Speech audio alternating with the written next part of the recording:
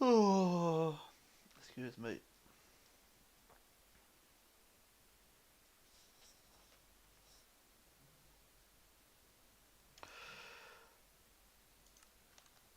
So today I am going to start work on the binary multiplier.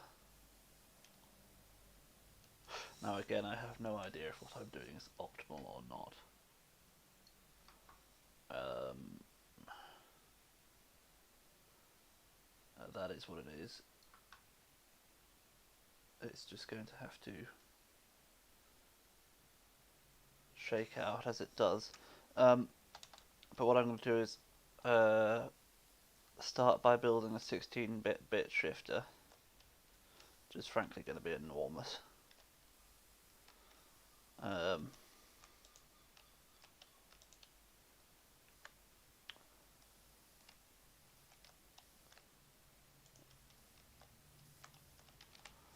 uh, then it's going to feed into a set of binary adders. And that will do the multiplication, essentially.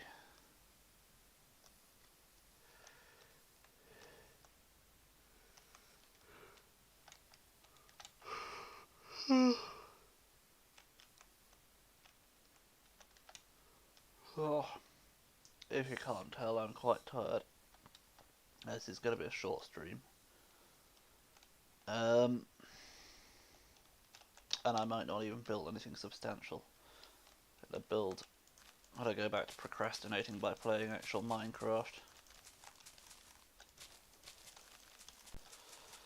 This is going to be like, this is going to be a massive logical operator, this multiplication. And again, the point of this thing is to do this with a minimum amount of research and general computer knowledge about, well, I guess I'm pretty good at like high level computer knowledge, given that I spend a lot of my life programming, but my knowledge of like logic circuits and stuff is not great, so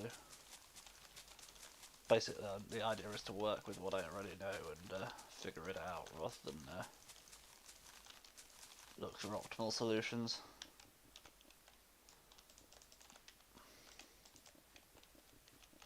So yes, this whole binary multiplication system is likely to be suboptimal, but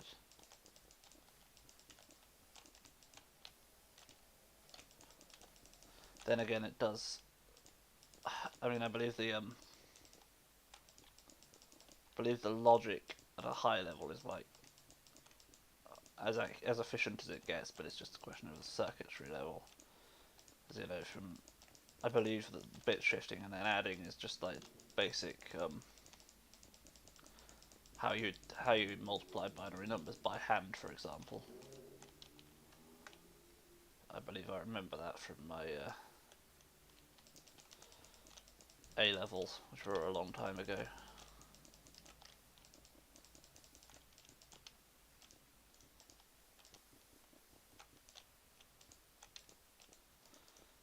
Also, there's a word for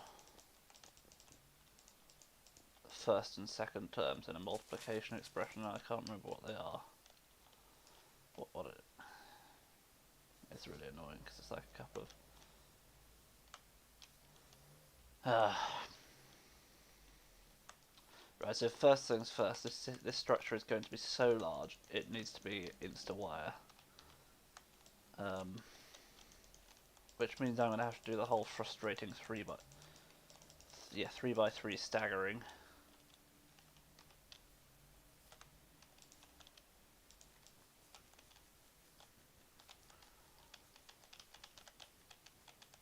If you've watched any of these streams, you know the deal.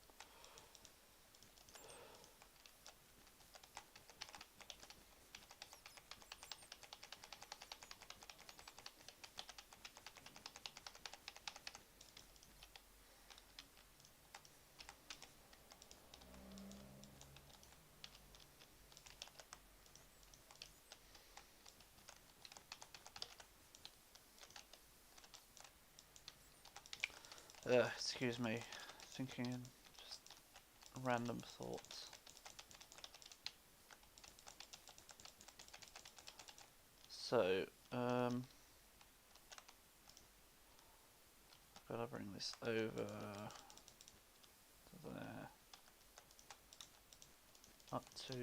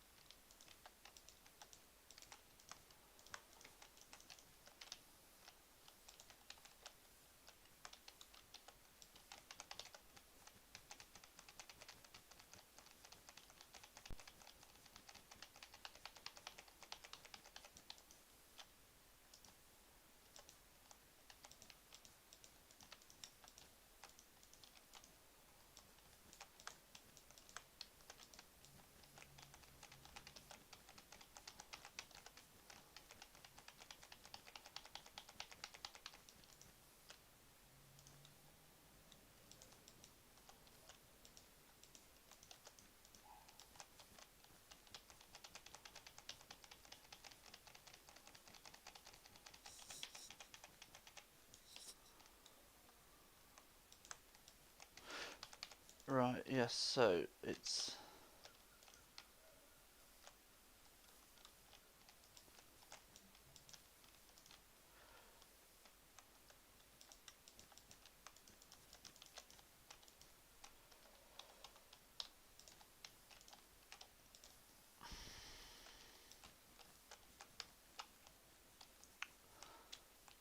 I thought about, spent a bit of time thinking about topologically optimal way of doing this.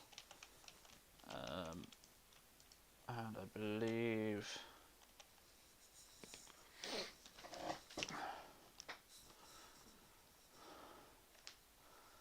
what I'm coming to is a fairly optimal solution.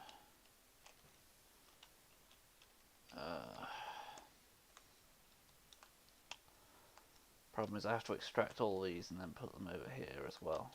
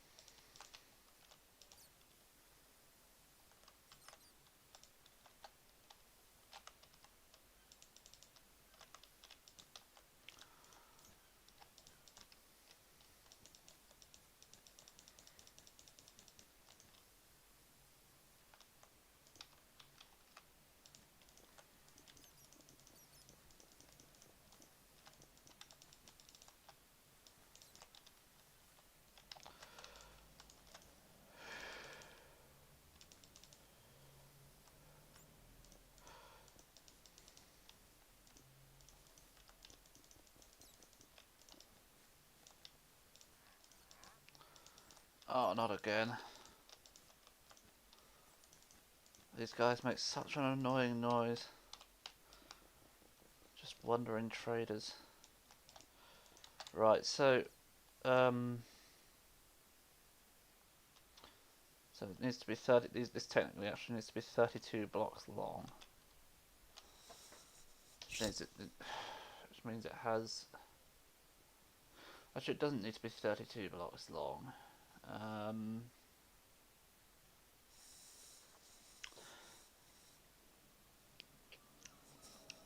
Essentially, it needs to be long enough to allow for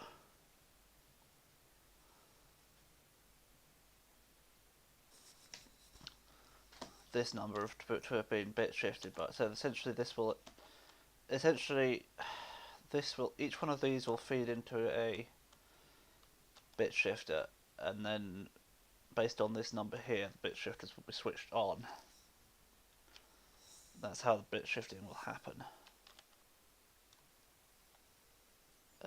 But because obviously the nature of bit shifting is to push something up a power, that physically means that each one of these bus lanes will have to come up by a certain number of positions. So for example, to bit shift something by 16, this red line will have to go all the way to the top. The question is, what's the most spatially efficient way to do that? Is it to build stepped causeways, or is it to build glass ladders?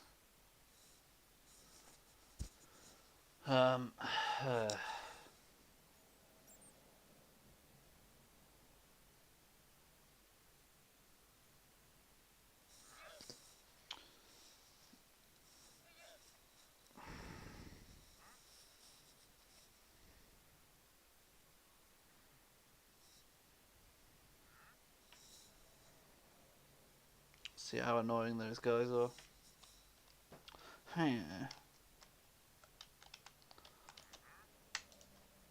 So for example, the 16-bit bit shift will be the bit shift that is closest to this end.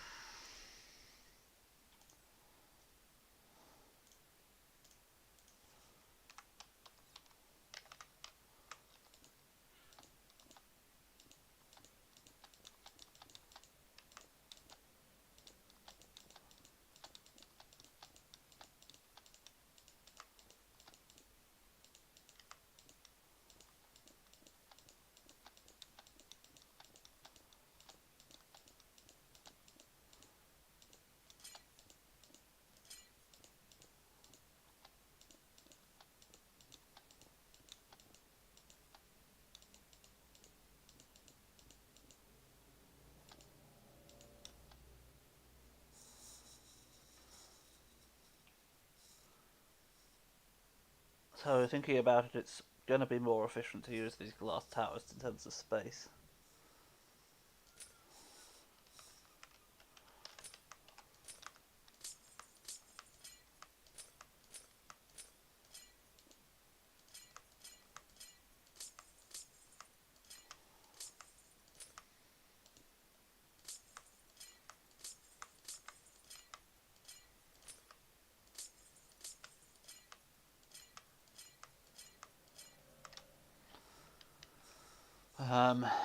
Because, for example, essentially you only need one tower.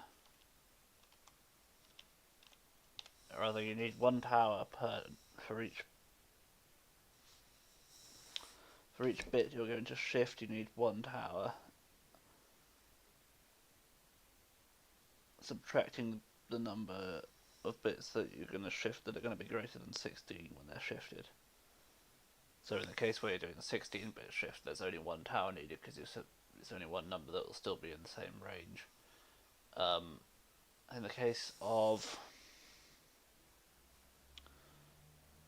obviously, of course, 16-bit bit shift is also the identity in the sense that you're multiplying a 1 by 16. Well, that's ignoring the overflow aspect of it. So obviously, you could be multiplying a number greater than 1 by 2 to the power of 16, for example, and then, you're getting a huge amount of overflow, but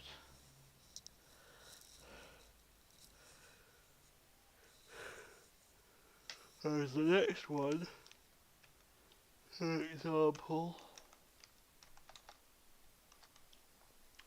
And for now, this is all placeholder, right? None of this is going to stay like this. I need to figure out, for example, good spacing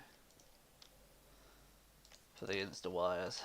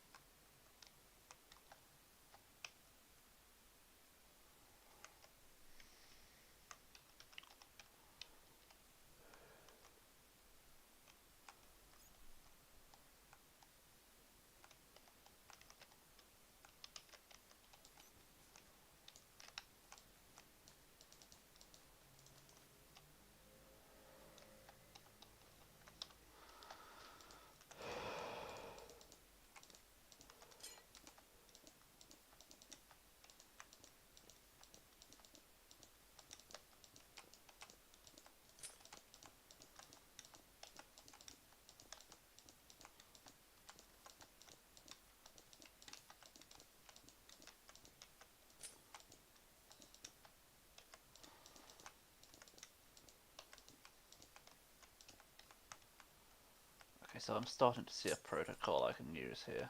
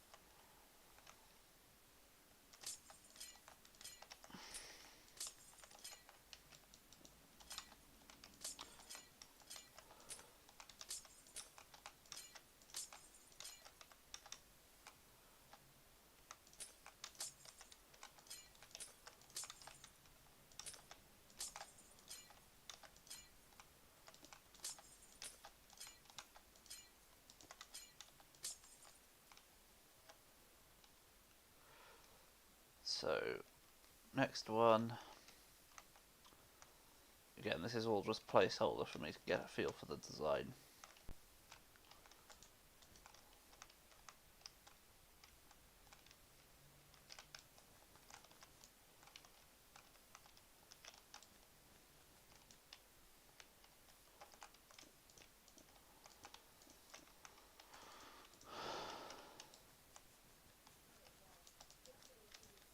Start by stacking the highest power.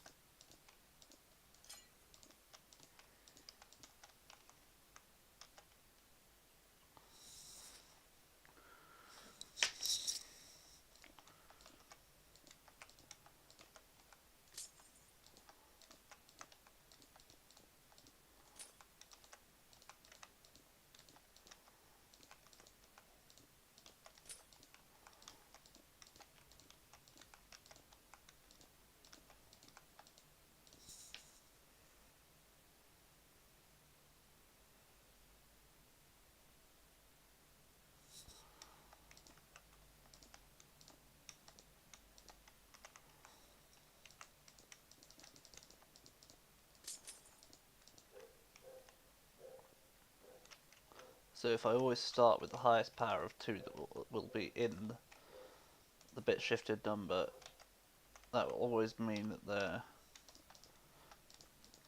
there won't be any points where redstone wires end up being forced to intersect.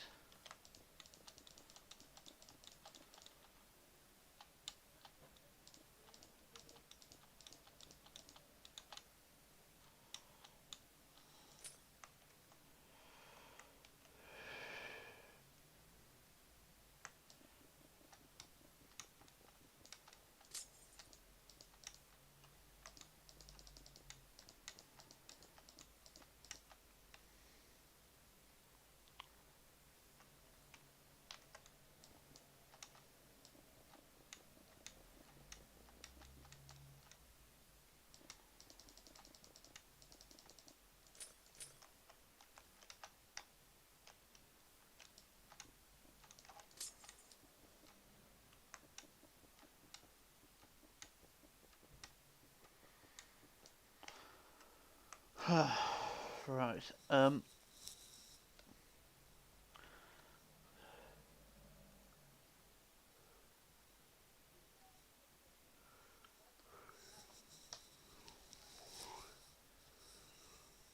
Yeah.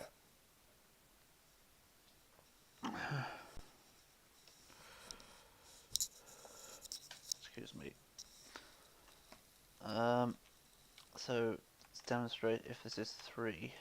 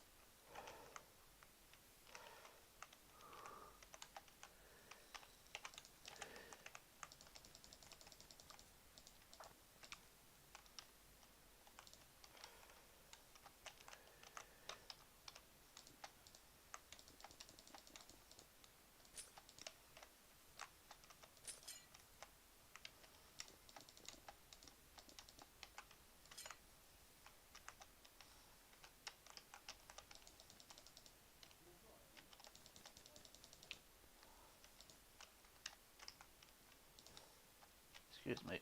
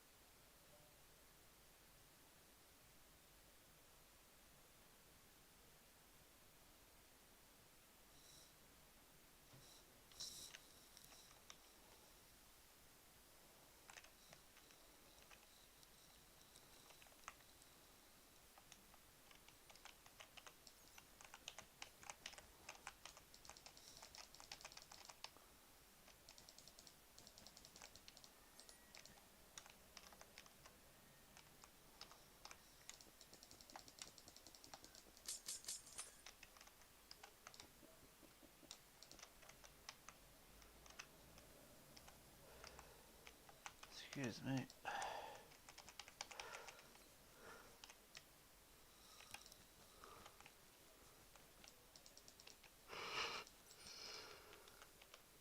Oh, goodness, I'm tired.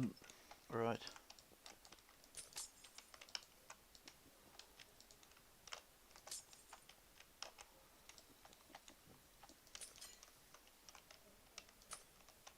Excuse me. Right.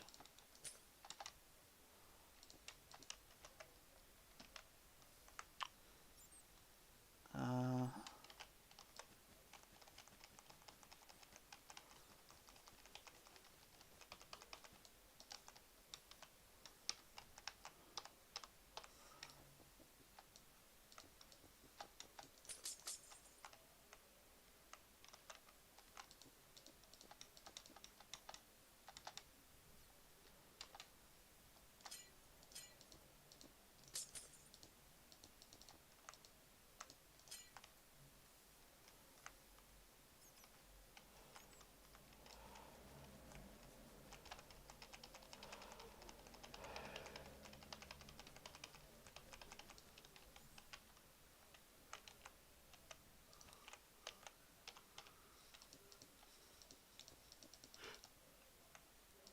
I'm surprised this might actually fit in the pre-allotted area.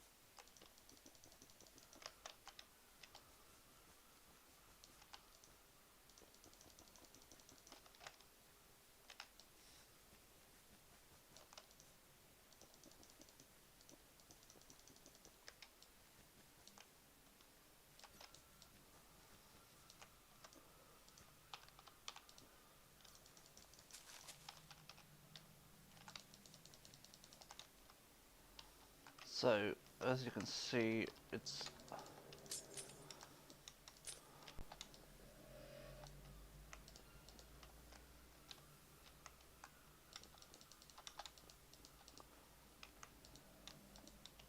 obviously what this does is it shifts every bit in a number up 3. Um, Obviously the top 3 bits get erased. These ones don't go into anything. So the second consideration here is the width of the binary adder.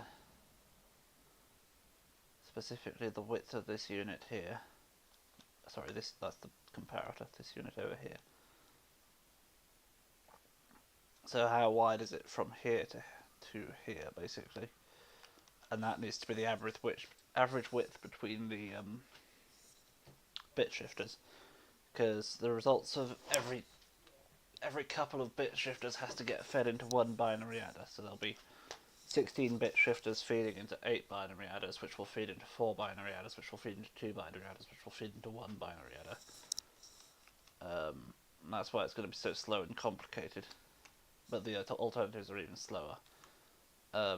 But either way, so the baseline difference needs to be 1, 2, 3, 4, 5, 6, 7, 8, 9, 10, 11, 12, 13, 14, 15, 17, 18. So it needs to be 18 blocks wide.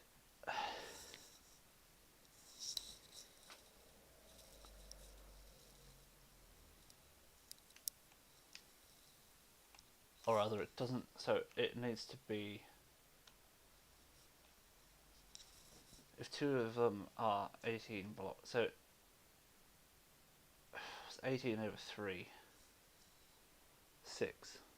Well, that was a bit of difficult math, wasn't it? Um,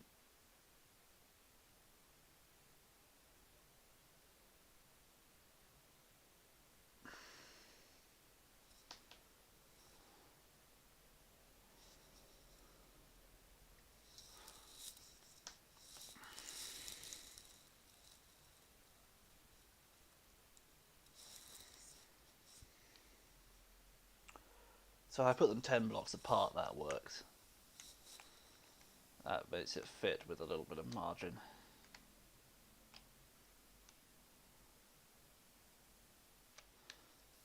Um,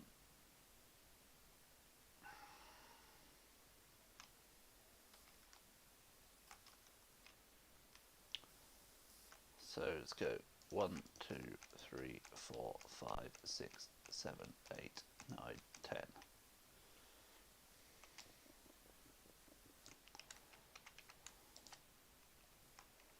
1, 2, 3, 4, 5, 6, 7, 8, 9, 10.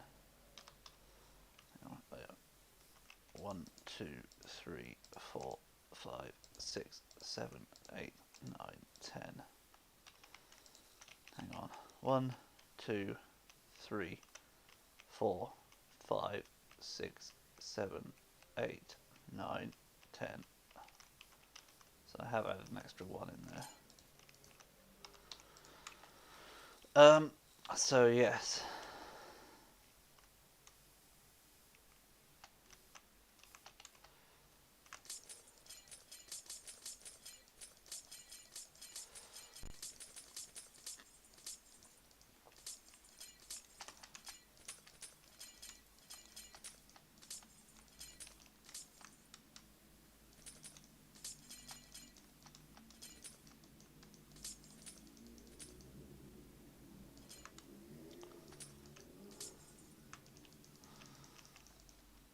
If you're pointing at me and laughing because it's inefficient for me to have not figured this out in the first place and now I'm having to move it over by 2 blocks, then yes, you're right, it was inefficient of me.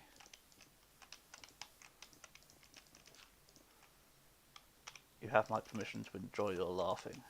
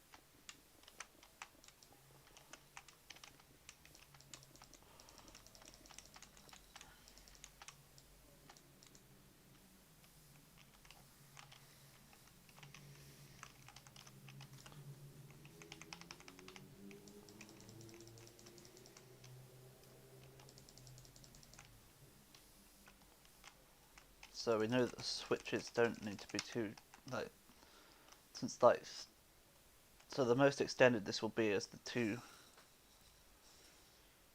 um,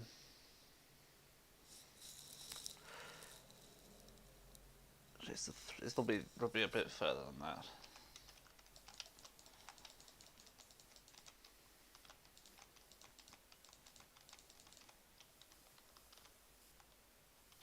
Let's put it out there. That does mean that this needs to be insta wires.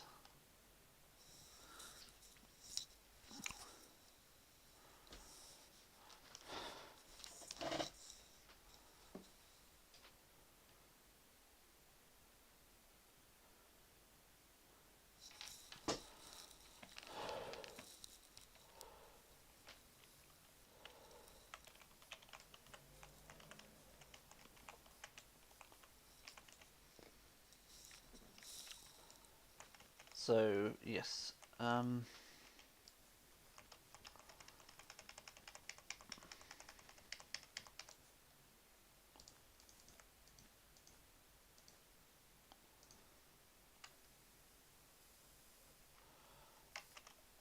so I could either have it so that all of these wires come out to the end and then plug into switches at the end here, or I could have it so that it cuts across at the earliest opportunity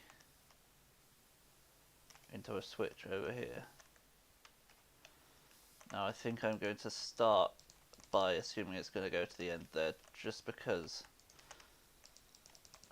it leads to a more robust design in terms of integrating insta wires, even though it seems more inefficient, right? Because insta wires are, you know, instant versus 0.1 seconds to delay for regular repeaters. All of this inefficiency works out as being much, much faster. But only if I use insta wires.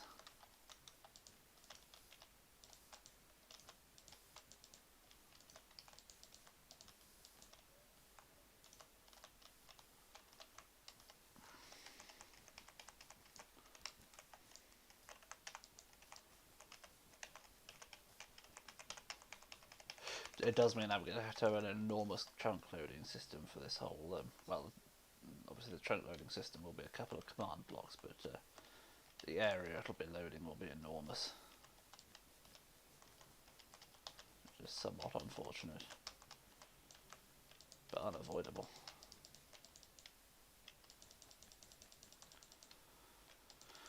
Of course, it's the looming question of how do I handle chunk loading in the CPU.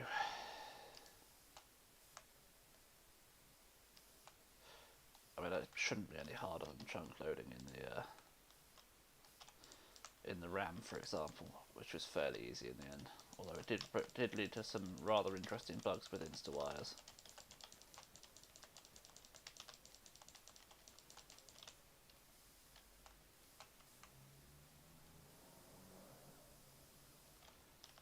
In fact, actually, those bugs are going to be a problem for things like this, potentially.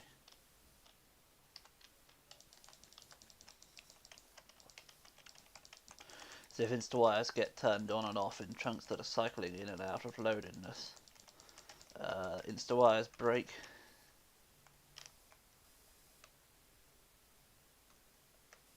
Because obviously Minecraft, if the insta-wire is on the edge of a chunk, right, Minecraft will store the status of one of the pistons as being on, for example, and then the other one being off. And then it will get out of sync.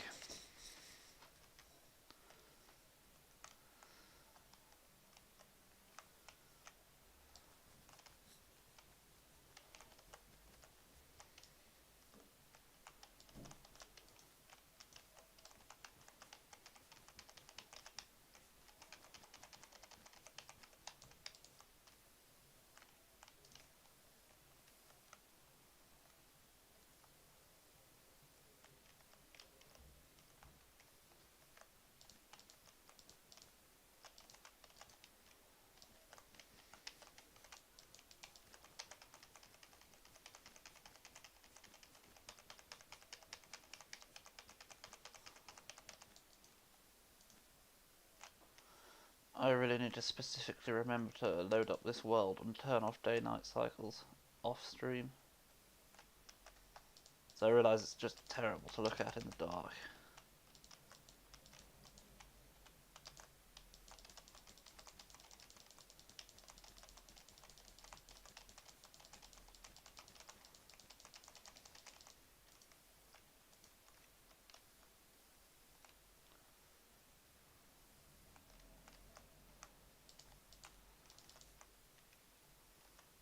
So actually this is a straight on.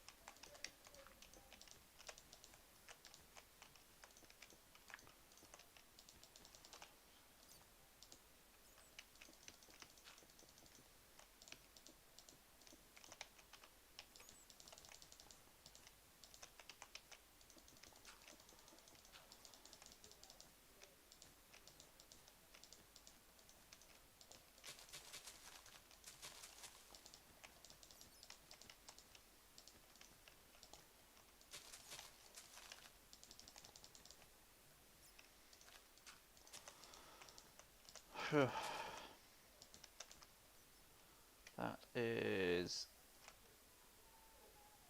basic template. Yes. So in this situation now, you're going to have this, for example, coming over here into an AND gate.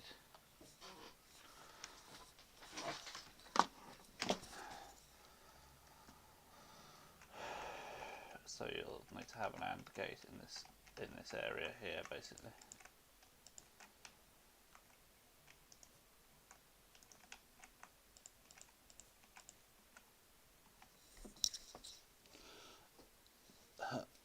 And then obviously the same for all of the rest of them. Well, I've got stuff to get on with, so I'm going to call the stream here. Thanks for watching. Don't forget to check the VODs out on YouTube as well. So good night.